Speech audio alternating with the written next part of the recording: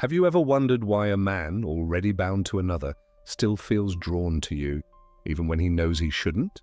Why does he linger in your presence? Why does his gaze hold longer than it should? Why does he seek something from you that words cannot name? You might tell yourself he's simply unfaithful, confused, or selfish, but beneath that surface lies something deeper, something profoundly human and painfully unconscious.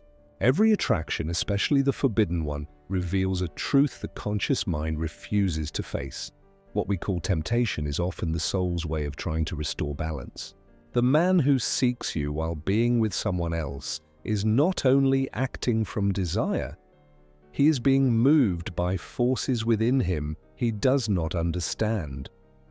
The unconscious longs for what the conscious denies. Every man creates a world that fits his image of control. A structured life, a stable relationship, a predictable rhythm of duty.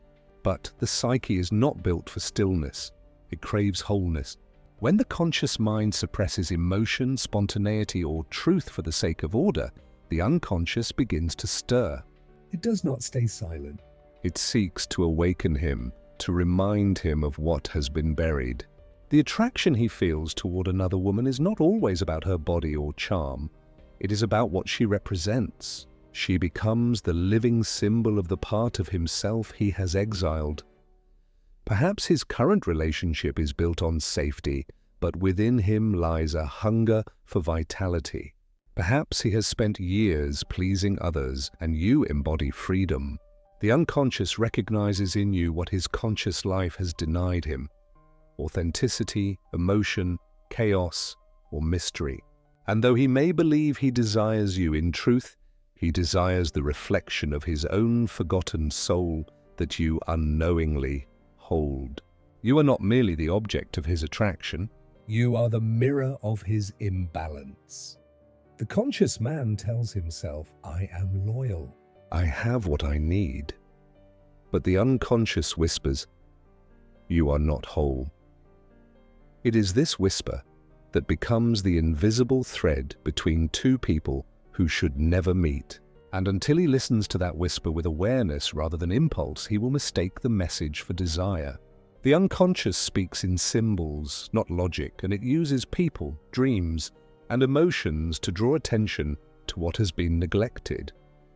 When a man seeks you while having someone else, he is not necessarily seeking love. He is seeking recognition of the self he has lost in the duties of his own creation. The danger lies in misunderstanding this call. If he believes the answer is outside him, he will chase illusions. But if he turns inward and faces the part of himself that longs for you, he may find not romance but revelation. For every forbidden desire hides a lesson. The unconscious calling the conscious to awaken.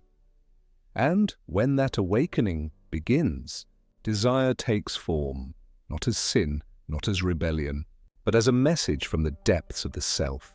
Desire in its truest essence is the language of what remains unfulfilled. It is not an enemy to be condemned, but a messenger to be understood. Every longing, every spark that defies logic, carries within it the echo of something missing, a fragment of the soul calling for recognition. When a man feels drawn to another while already in a relationship, it is rarely a conscious decision. It is an instinctive response to an inner void that reason cannot fill. You see, the psyche is not satisfied with appearances of happiness. It seeks authenticity. A man can have comfort, loyalty, even love, yet still feel something is missing. That missing piece is not always about another person. It is often about the unlived life within him, the passion he silenced, the dreams he abandoned, the emotions he was taught to hide. When he meets someone who embodies what he has suppressed, desire ignites, not because she completes him, but because she reflects the unawakened part of his being. In Jungian psychology, this inner image is known as the anima, the feminine aspect within a man's unconscious. It carries emotion, intuition, and imagination, qualities that the rational, external world often forces men to suppress. When a woman appears who resonates with this inner image, it feels like destiny. But it is not destiny while it is projection. The man sees in her what he cannot yet see in himself. The pull he feels is not toward her, but toward his own inner truth, disguised as attraction. Desire then becomes the bridge between what he is and what he could become. Yet, if he mistakes the message for the messenger, he will chase the woman instead of understanding the meaning behind the longing. He will confuse spiritual hunger with emotional possession, and in doing so, he will remain unfulfilled no matter who he is with, because no person can heal what must be faced within. That is why so many relationships collapse under the weight of unintegrated desire, because the pursuit was never about the other, but about the self's forgotten parts. Desire does not demand satisfaction. It demands awareness. It asks, what is missing in me that seeks expression through another? Until this question is faced honestly, the pattern repeats: longing, fulfillment, and emptiness again. So when a man with someone else seeks you, understand that his attraction is not a compliment to your worth, but a revelation of his own incompleteness. You are not his missing piece. You are the mirror reflecting his unfulfilled self. The mature soul recognizes this and does not feed the illusion. It listens, observes, and understands that behind every desire lies a truth waiting to be lived, not possessed. And it is here that the great inner conflict begins, the struggle between duty and desire. Every man who finds himself pulled toward another while already committed stands at this invisible crossroads. One path leads to loyalty, stability, and moral order. The other calls to passion, aliveness, and authenticity. He feels torn, as though two selves are fighting within him. The one he shows the world, and the one he hides, even from himself. This tension is not merely emotional, it's psychological, even spiritual. It is the soul attempting to reconcile what has been divided for too long. Duty binds him to what is expected, to the relationship he chose, to the structure that defines his life. Desire, however, exposes the cracks in that structure. It whispers that he is not whole, that beneath his commitments lies something unspoken. And while he may try to silence it, the conflict between the two grows louder the more he resists it. The conscious mind clings to control, but the unconscious pushes for expression. The more he insists, I must stay loyal, without understanding why he is restless, the deeper the dissonance becomes. This is not simply a battle between right and wrong. It is a confrontation between the man he has become and the man he was meant to be. Duty represents the outer life, reputation, image, safety. Desire represents the inner life, truth, instinct, and unexpressed emotion. Jung believed that this tension of opposites is essential for psychological growth. It forces the man to confront himself, to ask whether he is living authentically or merely performing what the world approves of. When a man seeks another while still bound to someone else, he is often trying to resolve this internal split. Yet instead of turning inward, he turns outward. Instead of asking, what is dying in me? He asks, who can make me feel alive again? And so he mistakes the symptom for the solution. But no affair, no external passion can heal the rift between duty and desire. That healing must occur within through awareness and integration, for if he continues to suppress desire in the name of obligation, he will become hollow. And if he abandons duty for impulse, he will become lost. The goal is not to choose one over the other, but to bring them into harmony, to live in such a way that responsibility and passion coexist, that loyalty is not a cage and freedom is not chaos. Only then can he love without conflict, and only then will his desire become not a betrayal, but a path toward truth. And when this inner conflict becomes too heavy to bear, the psyche seeks release, not through reflection, but through projection. The man begins to see in another woman what he cannot face within himself. She becomes a mirror for his unexpressed desires, his lost vitality, his forgotten dreams. What he calls love, or chemistry, is often the unconscious projecting its own unmet parts onto another person, crafting the illusion of the perfect other. He may look at her and feel that she understands him more deeply than anyone else ever has.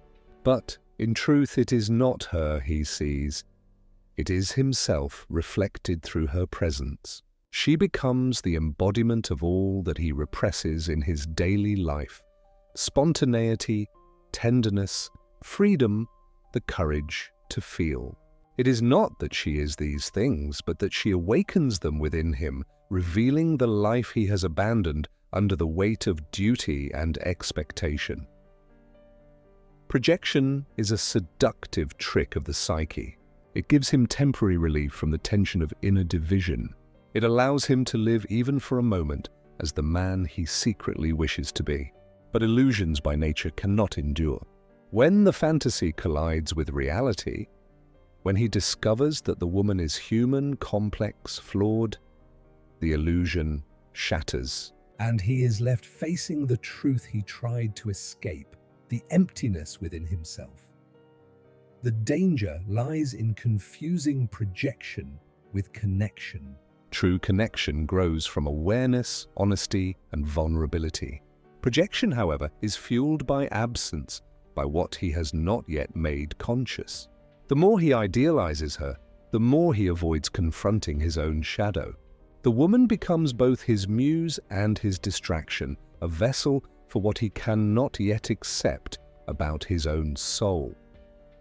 In Jung's view, such projection is inevitable, but it is also an opportunity. If he recognizes it for what it is, or a reflection of his inner world, it can lead him toward self-knowledge.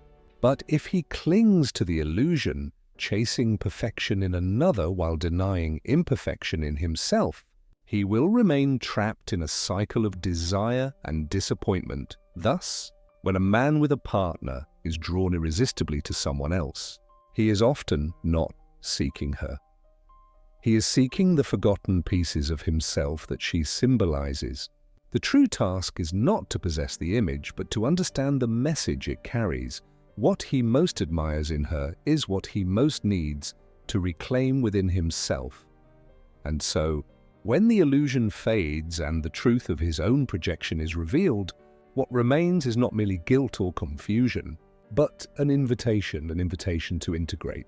For desire, when stripped of fantasy, becomes the voice of the soul calling for wholeness. Integration is the only way to heal desire, because it asks that one does not repress or indulge it blindly, but rather understands its message. Every forbidden longing, every emotional impulse that seems irrational, points toward an unacknowledged part of the psyche waiting to be seen. When a man finds himself desiring another while bound to someone else, he is not simply betraying love, he is standing at the threshold of self-realization. But the most turn away from that threshold. They either act upon their desire impulsively or suppress it completely. Both paths lead to suffering because neither brings understanding. True healing lies in facing desire consciously. To ask not, how can I have her? But what is this longing trying to show me about myself? This shift transforms desire from temptation into teacher. Integration requires courage, the courage to confront the parts of oneself that were buried under years of conformity, shame, or fear. The man must face his shadow, his unmet needs, his loneliness, his craving for excitement or meaning.